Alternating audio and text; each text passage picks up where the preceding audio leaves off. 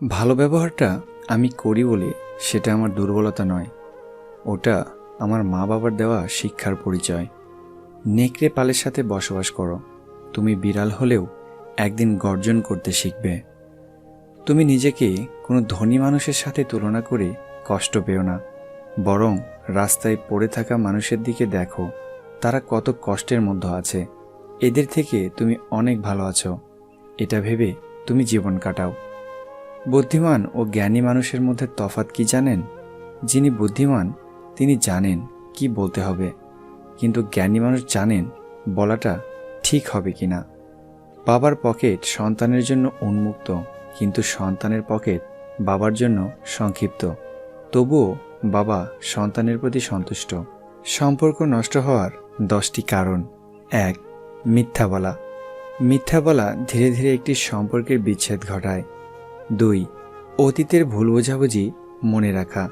সম্পর্ক টিকিয়ে রাখতে চাইলে অতীতকে ভুলে যান। 3. দোষারোপ করা। কোনো বিষয়ে দোষারোপ না করে তাকে বুঝিয়ে বলুন। 4. সব সময় সব বিষয়ে নাক গলানো। প্রত্যেক মানুষের আলাদা আলাদা ব্যক্তি সত্তা রয়েছে, সে স্বাধীনতা চায়, তাই তাকে যতটুকু সম্ভব স্বাধীনতা দিন। 5. সময় কম দেওয়া। সময় না দেওয়ার ফলে অনেক মধুর সম্পর্ক বিচ্ছেদের দিকে গড়ায়। 6. মতবিরোধ হওয়া।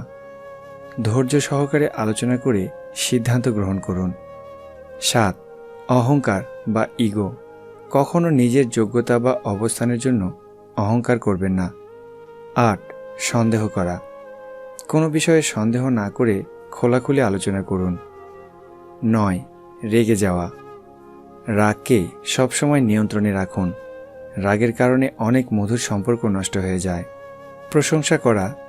প্রশংসা ভালোবাসা বৃদ্ধি করে ও সম্পর্ক মজবুত করে, তাই আপনার সঙ্গীকে সাধ্যমতো প্রশংসা করুন।